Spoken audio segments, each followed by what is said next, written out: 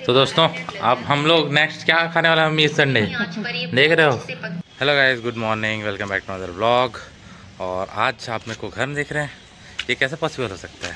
ऐसा तो नहीं सोच रहे हैं, लेकिन ऐसा पॉसिबल हो चुका है क्योंकि कल जो यहाँ पर पेन था शोल्डर में वो उतना अच्छे से ठीक हो नहीं पाया था। और शाम तक तो थोड़ा ही, रात को सोने के बाद थोड़ा और बढ़ गया था। तो सुबह जब उठा तो अच्छा खासा वहाँ पर स्वेलिंग हो गया था। और स्वेलिंग के कारण पेन भी था थोड़ा। तो मम्मी को सुबह 5 बजे उठ के फिर से एक बार बाँव लगा कर थोड़ा सा मालिश करने बोला था। तो कम हुआ है दर्द, लेकिन है। तो मैं बोला ज़्यादा रिस्क नहीं लेना चाहिए और आज जिम से रेस्ट ले लेना चाहिए। तो इसलिए आज नहीं गया। बहुत अफसोस हुआ मुझे। ऐसा होता है ना, किसी की नज़र लग जाती है। ऐसा लगता है मुझे कि 1 दिन 2 दिन अच्छे से जाओ, मतलब 1 आध वीक भी लगातार अगर अच्छे से जाता हूँ मैं, उसके बाद कुछ ना कुछ रीज़न हो जाता है। या तो कहीं जाना पड़ जाता है, या तो कुछ ना कुछ और ऐसे चीज़ आ जाती है, मेरा जिम स्किप हो जाता है। तो क्या करूँ समझ नहीं आ रहा है इस चीज़ का। ये प्रॉब्लम बहुत बड़ी लग रही है मुझे कि हर बार ऐसे स्किप हो जाता है। तो देखते हैं, कुछ तो सॉल्यूशन निकालना पड़ेगा इसका। और आज जाना है स्कूल जाने का भी नहीं सोच रहा था मैं। सुबह बहुत इतना ज़्यादा पेन था कि मैं सोच रहा था छोड़ते हैं आज यार, स्कूल भी नहीं जाते। बोला नहीं, स्कूल जाना पड़ेगा, काम पेंडिंग है और मेरा काम तो मेरे को ही करना पड़ेगा, आज नहीं तो कल। तो क्यों फालतू लास्ट डेट तक खींचना है, इसलिए जाऊंगा स्कूल। भले थोड़ा सा आराम से काम करूंगा, लेकिन स्किप नहीं कर सकते। फिर आगे छुट्टियां भी बहुत सारी हैं, तो उस वजह से और भी पेंडिंग हो जाएगा काम। तो जाएंगे आज स्कूल। और ब्रेकफास्ट का ऐसा सीन है कि आज बना रही मम्मी चीला रोटी, टिफ़िन के लिए बना दी है रोटी, बोलते हैं पराठा। और अभी ब्रेकफास्ट के लिए बना रही चीला रोटी। तो चलते हैं और देखते हैं कैसे बना रही, क्या बना रही है। भूख भी लग गया है, तो फटाफट से खाएंगे फिर जाएंगे स्कूल। तो चलते हैं अभी। तो दोस्तों शुरू हो चुका है हमारा प्रोसेस चीला बनाने का। और तेल हो गया मस्त गरम। वाह, क्या खुशी मिलती है ये देख के। ये आवाज़ सुनने का ना अलग ही सुकून है, मतलब कानों को सुकून मिल जाती है चर चर वाला आवाज़ सुन के। मम्मी को बोला मैं बना देता हूँ, मम्मी बोली नहीं मैं बनाऊँगी, तेरे स्कूल के लिए लेट हो जाएगा, तो 1 आध दिन संडे वनडे को बनाना बोल रही मम्मी। ढको ढको ढको, जल्दी ढको। हाँ अभी ढक देते हैं, थोड़ी देर पकने देते हैं। दोस्तों पक चुका है भाप से, तो इसके दूसरे साइड को पकाएंगे हम लोग। तेल थोड़ा कम हो गया मम्मी, हल्का हल्का तेल डाल दो। एक दो टोक थोड़ा सा वैसे ही होता ही है, बिगड़ता ही है, क्योंकि तवा अच्छे से गर्म हो नहीं रहता और तेल थोड़ा सा अच्छे से भीगा नहीं रहता तवा में, इसलिए ये होता है। तो अब निकल जाएगा। एक दो अच्छे से बन जाता है, उसका ना दिक्कत नहीं होता। एक तो नहीं, एक में ही थोड़ा सा दिक्कत होता है, जिसके इसमें हो रहा है। वाओ व्हाट अ टेक्सचर, एकदम क्रंची बना हुआ लग रहा है मम्मी देख के। तो मेरे मुंह में पानी आ रहा है, मैं रुक नहीं पा रहा हूँ, तो मैं खाऊंगा। और यहाँ पर ये हो रहा है ऑयल गरम। ऑयल गरम क्यों हो रहा है पता है आपको? इसके लिए, ये है पोहा बिजौरी, इसके लिए हम गरम कर रहे हैं तेल, क्योंकि आज टिफ़िन में लेके जाऊँगा मैं, ऐसा सोच रहा हूँ, क्योंकि बहुत दिनों से नहीं लेके गया था। तो आज मम्मी मेहरबान है हमारी। आज मम्मी इतना मेहरबान क्या हो रहे हो? क्या है आज, कुछ स्पेशल है? आज कुछ स्पेशल है क्या? कुछ स्पेशल नहीं है, ऐसी ही रोज़ खुश रहती हूँ, है ना मम्मी? रोज़ स्पेशल दिन है। तो चलता हूँ मैं, ब्रेकफास्ट करता हूँ, फिर मिलता हूँ आपसे। तो दोस्तों मैं बस स्टैंड पहुँच गया हूँ और जितना ज़्यादा टाइम था मेरे पास जिम नहीं गया था, तो इस चक्कर में जल्दी जल्दी सब काम हो गया। मेरे को लगा क्या करूँ, मैं चलता हूँ बस स्टैंड, हो जाएगा आते आते टाइम। लेकिन आके खड़ा हूँ तो देखा बहुत टाइम बचा है। तो अब क्या ही किया जाए, इस टाइम का यूटिलाइज़ करते हैं। तो धूप से गर्म खड़े होकर, थोड़ा सा धूप में खड़े हो तो गर्मी लग जाता है, फिर छाँव में आता तो फिर थोड़ी ठंडी लगने लग जाती है। वैसे आज ठंड थोड़ा सा कम है। और पीछे बस स्टैंड में गाना चल रहा है, कॉपीराइट ना आ जाए मेरे में, यही सोच रहा हूँ मैं, क्योंकि कॉपीराइट आ जाता है बहुत सारे। अरे पुराने गाना में कम आता है, ठीक है। और आज कम भीड़ लग रही है बस स्टैंड में, हो सकता है थोड़ा सा मैं जल्दी आ गया, इसलिए मेरे को ये आदत नहीं है इस वाले सिचुएशन का। जब आता हूँ एकदम बस आने रहता है, उस टाइम सब आ जा रहता है ना बस में जाने के लिए। और लोहारा रोड में बहुत लोग ट्रैवल करते हैं, क्योंकि नाच गाँव तक जाता है, ऐसा सीन है। देखते हैं बस आएगा फिर चलेंगे स्कूल। मैं प्लाट कटिंग करवा रहा हूँ मैं। इसको थोड़ा सा लोडिंग हो जा रहा है, ये सब मिट्टी उट्टी डाल के। फिर यहीं पर मैं एक 5 स्टार रेस्टोरेंट बनाने वाला हूँ। साथ में ऊपर रिजॉर्ट टाइप का भी रहेगा, है ना, पेंट हाउस रहेगा ऊपर, और नीचे का है थोड़ा सा ऐसा रेस्टोरेंट तरह टाइप का। तो आपको किसी की भी चाहिए। ये दे रहे पलट गया, ये दे रहे ट्रक पलट गया था। मिट्टी नहीं पलट पा रहा है, ट्रक पलट जा रहा है इसका। उधर ट्रक भी पलटने वाला था, बड़ी मुश्किल से बचा है, और गीला है मिट्टी इसलिए पलट नहीं पा रहा है। तो हमारे सहारे सर यहाँ पर प्लॉट ले चुके हैं, और यहाँ पर मैं और सहारे सर मिल के घर बनाने वाले हैं, सॉरी पेंट हाउस बनाने वाले हैं। तो कोई इंटरेस्टेड होगा यहाँ पर प्लॉट कटिंग होने के बाद लेने के लिए, तो आप संपर्क कर सकते हैं मेरे से। कमेंट करके संपर्क करें ताकि मैं आपको यहाँ पर अच्छे दाम में दे सकूँ। Early first come first serve वाला है, तो आप अगर पहले आएंगे आपको थोड़ा रेट कम मिल सकता है, बाद में रेट का मैं कुछ नहीं बोल सकता। तो आपके ऊपर है ये। तो दोस्तों अब हम लोग नेक्स्ट क्या खाने वाले हैं मम्मी इस संडे? देख रहे हो क्या कचौड़ी वचौड़ी देख रही है मम्मी? क्या देख रहे हो? गेहूँ आटा कचौड़ी बनता है। ये तो मैदा तक बनता है क्या? और कैसा लगेगा वो? ऐसी टेस्ट आएगा लेकिन ऑयली तो वो भी रहेगा मम्मी। हर संडे कुछ ना कुछ एक्सपेरिमेंट करने का देखते रहते हैं मम्मी, क्या क्या देख रही है देखो। तो दोस्तों शाम हो गई है और मैं आया, आते ही मम्मी मेरे को भिड़ा दी लौकी छीलने में। और हम लोग सोचे थे कोफ्ता बनाएंगे, लेकिन हमारे पास वो जो ऐसे खींचने का है वो थोड़ा सा छोटा है साइज़ में। तो उसमें जब हम लोग खींच रहे थे उसको, या फिर कट कर रहे थे छोटे छोटे पीस में से खींचते हैं, तो कोफ्ता बनने लायक तो नहीं हो पाया वो, तो कोफ्ता कैंसिल हो गया है। अब हम लोग कल खाएंगे लौकी की सब्ज़ी। लेकिन मम्मी बोली लौकी की सब्ज़ी भी इंटरेस्टिंग बनाऊंगी मैं, टेस्टी बनाऊंगी, तो ऐसा सब सीन है। और एक बढ़िया चीज़ आज सुना मैं, आज एक इंसिडेंट हुआ बस में, और उससे मैं थोड़ा सा शॉक हो गया, तो बताता हूँ क्या हुआ। तो दोस्तों आज सुबह की बात है, हम लोग बस से जा रहे थे, ट्रैवल कर रहे थे। तो बस में आप लोग देखे होगे एक आजकल अभी जो इस वाले सीज़न में सिंघाड़ा आता है, ब्लैक ब्लैक कलर का आता है, इसमें से सींग निकल रहते हैं 3-4, तो उसका भी सीज़न चल रहा है। तो बहुत सारे लोग आते हैं बस में, जैसे हम लोग बैठते हैं तो बहुत सारे लोग एक साथ आते हैं बेचने के लिए, है ना। तो एक मैडम है, कहीं की तो है, वही रास्ते में कुछ कॉलेज वगैरह पढ़ता है, वहाँ जाती है मैडम पढ़ाने के लिए। तो उन्होंने एक जो लड़का है उनसे पूछा कि मतलब पूछ लिया ऐसे ही जनरली, अब रोज़ आते हैं तो देख लिए पहचान हो गया है, तो भैया एक दिन में आप लोग कितना कमा लेते हो? ऐसे बोल के वो ऐसे नॉर्मली पूछी, क्यूरियोसिटी थी उनके अंदर भी। तो उन्हें पूछा कैसे कितना कमा लेते हो? तो मैं मम्मी से पहले पूछता हूँ फिर बताऊँगा आगे स्टोरी। मम्मी बताओ कितना कमा लेते हैं हम लोग? काम मालूम बेटा, फिर भी लगभग एक अप्रॉक्स कुछ तो वो बताइस वही अपन आइडिया, मतलब के ठो बस में वो मतलब जा दिन भर सुबह शाम तक करते हैं हम लोग। तो ले तो भला वो कत को मतलब कई हजार कमा ले थोड़ी बेटा एक दिन। बता रहा हूँ मैं। तो पहले मैम पूछी तो उन्होंने बताया एक दिन का लगभग 2 से 2.5 हज़ार तक का हम लोग कमा लेते हैं, मतलब बेच के, है ना। अभी सुनो कहानियाँ खत्म नहीं हुई है। फिर मैम पूछी अच्छा तो आप अकेले काम करते हो क्या अपने घर में, ऐसा पूछे। तो नहीं, हम लोग 3 भाई बहन है, मतलब 2 भाई हैं, एक हमारी सिस्टर है। तो सिस्टर वहीं पर जो बस स्टैंड है वहाँ पर एक स्टॉल लगाती है ठेला में, वहाँ बैठती हैं उनकी सिस्टर। और जो दोनों भाई हैं, दोनों भाई जो बसेस आती हैं और आने वाले जो भी आने जाने वाले जो रहते हैं बस स्टैंड में, जितने भी दिन भर में आते हैं यात्री आते हैं, तो उनको जाकर सेल करते हैं। ऐसे एक ऐसे पकड़ लेते हैं टोकरी टाइप कैसे कंधे में, और ले जाकर देते हैं। तो उन्होंने बताया ऐसा कि 2,000 कमा लेता है। अच्छा तो तीनों मिला के 2,000 कमा लेते हो, ऐसा बोली, है ना जो मैडम थी। बोलते नहीं मैं अकेले का बता रहा हूँ, 2 से 2.5 हज़ार रुपये। अब वो डिपेंड करता है कि कितने भीड़ है क्या है, तो उसके अकॉर्डिंग 2,000 रुपये लगभग एवरेज कमा लेते हैं महीने, मतलब दिन का। तो बोली अच्छा, तो तीनों मिलके लगभग 6,000 रुपये हो जाता है मतलब दिन का, है ना। लगभग 5,000 तो मिनिमम मान लो, 5,000 एवरेज मानो, और लगभग तीनों 2,000 कमाते हैं, तो 6,000 भी मान सकते हैं। तो ये सब सुन के ना हम लोग सुन रहे थे बैठ के, तो हम लोग थोड़ा शॉक में चल रहे, इतना तो मेरी सैलरी नहीं है जितना इन लोग कमा रहे हैं। और मैडम भी शॉक हो गई क्योंकि लगता है मैडम का सैलरी भी उससे कम ही रहा होगा। तो दोस्तों ये कहानी से ये बताना, ये कहानी नहीं मतलब एक इस इंसिडेंट से ये बताना चाहता हूँ कि आदमी चाहे तो छोटे छोटे आइडियाज़ लगाकर भी ना अच्छे काम कर सकते हैं। और लोग अगर मेहनत करे तो वो मेहनत सही डायरेक्शन होनी चाहिए, और आपके अंदर वो जुनून होना चाहिए कि मैं अच्छा कर सकता हूँ। तो आप इतने छोटे से काम से भी इतना अच्छा अर्निंग कर सकते हैं कि आपका लाइफ अच्छे से चले, आप अच्छे से रह पाएँ, आपका रहन सहन अच्छा हो जाए, और अपने परिवार को आप अच्छे से खुश रख पाएँ। तो इतना छोटा सा इनिशिएटिव लिया उन लोग, और उन लोग सीजनल जो बिजनेस करते हैं, जो भी सेल करते हैं वो सीजनल करते हैं। जैसे केले का मौसम रहता है तो उस टाइम केले ज़्यादा बिकते हैं, मतलब केले ज़्यादा बेचते हैं।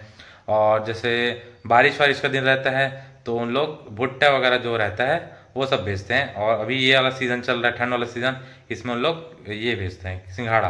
तो ऐसे अलग अलग सीज़न में अलग अलग चीज़ें बेचते हैं, और इतने छोटे से मार्जिन, मतलब लगता नहीं है कितना कमा लेते होंगे, इन एक्चुअल में देखो तो अच्छा खासा अर्निंग हो जाता है उन लोग का। और सब हटा दिया जाए, जितने भी कॉस्ट वॉस्ट आते हैं बहुत सारे, उन सबको हटाने के बाद भी प्रॉफिटेबल हैं उन लोग, ठीक ठाक कमा लेते हैं। तो ऐसा सब चीज़ें हैं। और कई लोग बोलते हैं ना कि कुछ काम नहीं कर सकते हम लोग, या हमको जॉब नहीं मिल रहा है, कुछ नहीं मिल रहा है। तो नहीं, अगर आप पढ़े लिखे हैं, आप जो भी जॉब चाहते हैं कर सकते हैं। मैं ये नहीं बोल रहा हूँ आपको जाके सिंघाड़ा बेचो, लेकिन ऐसे आप और दूसरे आइडियाज़ लगा सकते हैं, कुछ छोटा मोटा। और भी बहुत सारे बिजनेस रहते हैं आजकल। एंटरप्रेन्योरशिप का तो कोई वो नहीं है आजकल। मैं भी जब कॉलेज टाइम में था ना, तो मैं भी यही सोचता था, यार कुछ अपने से करना है। अब मैं कंप्यूटर साइंस इंजीनियर था तो मैं वेबसाइट वगैरह का सोचता था। एक बार मैं जब कॉलेज टाइम में थे, उस टाइम ज़्यादा इंटरनेट वाला चीज़ें फेमस नहीं थी, उसी समय नए नए आई थी। तो उस टाइम वेबसाइट्स हम लोग बनाते थे, हम लोग जैसे कोडिंग वगैरह करते थे, सीखते थे। जैसे मैं PHP में सीखा था, PHP में कोडिंग नाइटर बोल के एक रहता है, उसमें सीखा था। तो हम लोग कुछ कुछ वेबसाइट बनाते थे। तो उस टाइम हम लोग क्या करते थे, हम लोग ना नोट्स नहीं मिलता था, तो हम लोग सोचते थे हम लोग ऐसा वेबसाइट बनाएंगे जिसमें जो भी नोट्स वगैरह रहेंगे उसको ऑनलाइन अवेलेबल कराएंगे। बाद में आगे जाके कई लोग और उसको अच्छे से सक्सेसफुली अप्लाई कर लिए और अच्छा खासा कमा रहे। जैसे आजकल देख सकते हैं बायजूस हैं, और ऐसे बहुत सारे हो गए जिन लोग ऑनलाइन कोचिंग, जब नेट अपने पीक पे आया और थोड़ा सा कॉस्ट कम हुआ, तब तो 1 GB नेट डलाने के लिए 100 150 रुपये खर्च करने पड़ते थे। तो उस टाइम उतना ज़्यादा रिवॉल्यूशनरी नहीं था ऑनलाइन बिजनेस का आइडिया। उस टाइम ज़्यादा ई कॉमर्स वेबसाइट भी उतने फेमस नहीं थे। लेकिन धीरे धीरे जैसे जैसे लोग एक्सेसिबल हुआ, जो डिजिटलाइजेशन हुआ और एक्सेसिबिलिटी बढ़ी इंटरनेट की, और थोड़ा सा कॉस्ट भी कम हो गया जियो का आने के बाद से, तो उसके बाद से जो ऑनलाइन जो बिज़नेस है बहुत बूम पे गया। और आप देख ही सकते हैं कितने सारे बड़े बड़े जो कंपनीज हैं, कितने मिलियंस बिलियंस डॉलर वाले कंपनी बन गए हैं और अच्छा खासा कमा रहे हैं। तो उस टाइम लगता है अगर उस टाइम मैं वो आइडिया एग्जीक्यूट कर ले रहता तो आज मैं अभी कुछ ना कुछ अच्छे से कर रहा होता। लेकिन वही ना, हम लोग क्या है, मिडिल क्लास जो रहते हैं फैमिली के लोग, आइडियाज़ तो रहते हैं लेकिन उसको एग्जीक्यूट करने के लिए कई बार थोड़ा सा फैमिली बैकग्राउंड भी देखना पड़ता है, फाइनेंशियल स्टेबिलिटी देखना पड़ता है। ऐसे बहुत सारे फैक्टर्स रहते हैं। लेकिन अब क्या कर सकते हैं, किस्मत को यही मंजूर था। लेकिन आगे ज़रूर सोचूंगा कुछ ना कुछ, और मैं कुछ ना कुछ पढ़ते रहता हूँ, इधर उधर रिसर्च करते रहता हूँ। तो देखते हैं, कुछ ना कुछ तो कर ही लेंगे अपन भी लाइफ में अच्छा खासा, है ना मम्मी? कर लूँगा कि नहीं कर लूँगा? मेरी मम्मी को भरोसा है, मतलब मैं कुछ ना कुछ तो अच्छा कर ही लूँगा। तो ये एक इंसिडेंट था, आज हुआ मेरे साथ, तो मेरे को लगा आपके यहाँ शेयर करना चाहिए।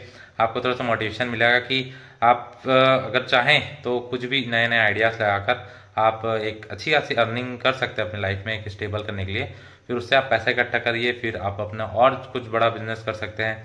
और आजकल तो ट्रेंड में चल दिया, कई लोग चाय बेच के इतने बड़े बड़े अपना वो चालू करते हैं, क्या बोलते हैं उसको, जो भी बिजनेस है वो चालू करते हैं। जैसे अमृतुल्य बोल के एक चलता है छत्तीसगढ़ में, बहुत फेमस है अमृतुल्य। बालोद में ही 2 से 3 शॉप हैं। वो एक चेन है, बिजनेस चेन है। एक उन लोग का अपना स्पेशल कुछ रहता है प्रोडक्ट, चाय बनाने का तरीका, उसके अकॉर्डिंग चलाते हैं।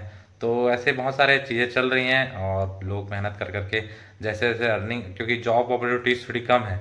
तो मैं ये नहीं बोल रहा हूँ कि आप कोई काम बड़ा छोटा नहीं होता है, तो आप अपने अकॉर्डिंग जैसा चाहें कर सकते हैं। कई लोग बोलते हैं कि कुछ है ही नहीं अपॉर्चुनिटी हमारे पास, तो अपॉर्चुनिटी खुद को बनानी पड़ेगी, ऐसा होता है। और मैं भी एक टाइम पे था कि कुछ बहुत सारे इधर उधर बहुत सारी चीज़ें ट्राई की है मैंने, और कई फुर्सत में बताऊंगा कि क्या क्या किया है। और मैं और भैया तो बैठकर सोचते ही रहते हैं कि कुछ ना कुछ बिजनेस किया जाए यार, सीजनल बिजनेस। हम लोग सोचते हैं कभी जैसे दिवाली टाइम आता है पटाखे वटाखे शॉप डाल देते एक तो, ऐसा सब चीज़ें सोचते रहते हैं, लेकिन कभी एग्जीक्यूट नहीं कर पाए। होपफुली कभी ना कभी वो चीज़ एग्जीक्यूट करेंगे। और आप तो हैं ही हमारे साथ, आपको पता चल ही जाएगा। तो ठीक है, अभी डिनर करके आपको एक स्टोरी भी सुनानी है आज तो यही वीडियो बहुत लंबा हो गया लग रहा है। ठीक है, एक स्टोरी सुनाऊंगा अभी, लेकिन आपको डिनर कर लेता हूँ, उसके बाद आपको एक बढ़िया सी शॉर्ट वाली स्टोरी सुनाऊंगा। तो दोस्तों, हो चुका है हमारा डिनर और मैं एक बार फिर से आपके लिए एक अच्छी खासी स्टोरी लेके आ गया हूँ। बहुत स्वीट सी है, प्यारी सी, और उम्मीद करता हूँ आपको इससे बहुत कुछ सीखने को मिलेगा।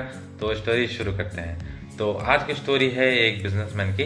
बिजनेसमैन अपना बिजनेस करते रहता है, लेकिन उसको टाइम के साथ बहुत ज़्यादा लॉस होना शुरू हो जाता है और एक टाइम आता है कि उसका बिजनेस पूरी तरह से डूब जाता है। तो अपनी ज़िंदगी से बहुत ज़्यादा हताश हो जाता है और बहुत परेशान रहने लगता है, तो वो कुछ टाइम के लिए अकेले रहना चाहता है, तो वो ना जंगल में चले जाता है। अब जंगल में चले जाता है, फिर अकेले बैठा रहता है शांत बहुत टाइम तक। फिर वो भगवान से बोलता है ऊपर से देखकर कि भगवान जी, मुझे एक रीज़न दे दो कि मैं हताश ना हूँ और निराश ना हूँ और अपने काम में वापस लौट जाऊँ। तो भगवान जी सुन लेते हैं उसकी ये बात, और भगवान जी रिप्लाई करते हैं, मैं तुम्हें एक छोटी सी स्टोरी बताता हूँ, उसका तुम डिसाइड कर लेना कि तुमको हताश होना चाहिए या अपने काम में वापस जाना चाहिए। तो भगवान जी बताते हैं, मैं जब पृथ्वी शुरू की थी, पृथ्वी को बनाई थी, तो मैंने 2 पौधों को एक साथ लगाया था, एक घास और एक बांस। तो घास और बांस को एक साथ लगाया था।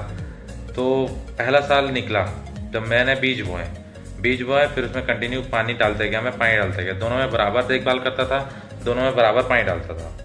तो घास पहले साल में ही बहुत अच्छा बढ़ गया और धरती पे हरियाली फहराने लगा। लेकिन जो बांस का बीज था वो जैसे का तैसा था, उससे ज़मीन से बाहर 1 इंच भी बाहर नहीं निकला था। फिर वैसे दूसरा साल ही बीत गया, मैंने दोनों को बराबर पानी दिया, बराबर खाद दिया, लेकिन दूसरे साल भी घास और हरा भरा होता रहा और ज़्यादा फैलता रहा, लेकिन बांस जैसे का तैसा रहा। ऐसे करते करते टाइम बीतते गया और लगभग 5 साल हो गए।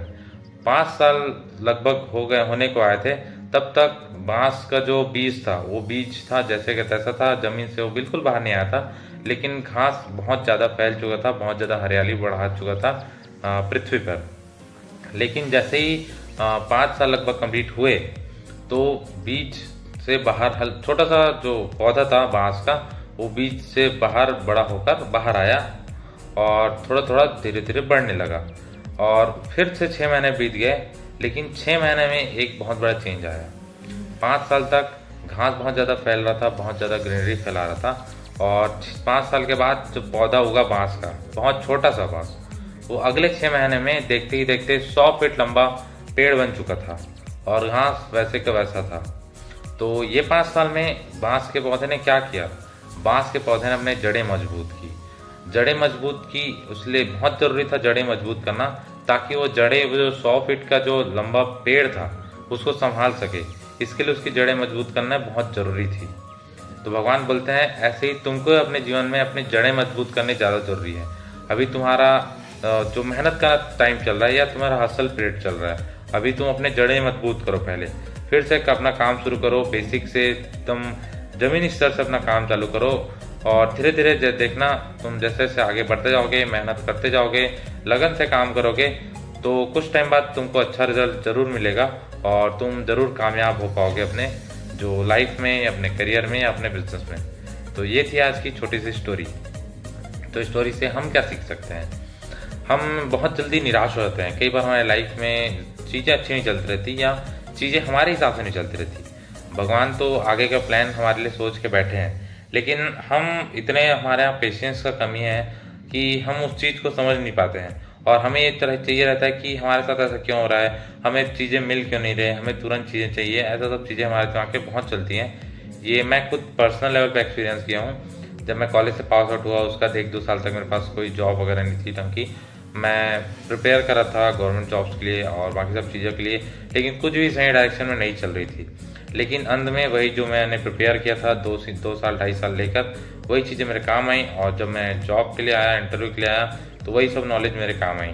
तो भगवान का कुछ ना कुछ प्लान था। वो 2 साल मेरे जड़ें मजबूत कर रहे थे कि मैं एलिजिबल हो पाऊँ अभी इस जो पोजीशन में बैठा हूँ उसके लिए। और जब मेरा परफॉर्मेंस का टाइम आया, तो वो जो मैंने जड़ें मजबूत की थी वही अल्टीमेटली मेरा काम आया, और मैं आज एक अच्छी जॉब पा पाया हूँ। तो आप भी निराश मत होइए लाइफ में, आप भी आगे बढ़ते रहिए, जो मेहनत करिए। हो सकता है कि किसी को जल्दी कुछ चीज़ें मिल जाती हैं, किसी को बहुत टाइम लग जाता है, लेकिन मिलनी सबको है। तो अपने आप को दूसरों से कंपेयर ना करें, सबकी अपनी अपनी लाइफ होती है, सब अपना अपना किस्मत लेके आते हैं और बहुत सारे फैक्टर्स और काम करते हैं। लेकिन अगर आप मेहनत कर रहे हैं तो मेहनत कभी खाली नहीं जाएगी, ये मैं आपको एश्योर कर सकता हूँ। और इसी के साथ आज की स्टोरी ख़त्म करते हैं। उम्मीद करता हूँ आपको थोड़ा सा मोटिवेशन मिला होगा और कुछ सीखने को मिला होगा। तो आज वीडियो को यहीं पर एंड करते हैं। उम्मीद करता हूँ आपको पसंद आई होगी, तो लाइक करें, शेयर करें और चैनल पर नए सब्सक्राइब जरूर करें। हम अपने माइलस्टोन से कुछ ही दूरी पर हैं, अभी 700 सब्सक्राइबर हो चुके हैं। तो इस बात के लिए आप सबको बहुत बहुत धन्यवाद कि 700 सब्सक्राइबर मैंने कभी सोचा नहीं था हो पाएगा, लेकिन हो गया फाइनली।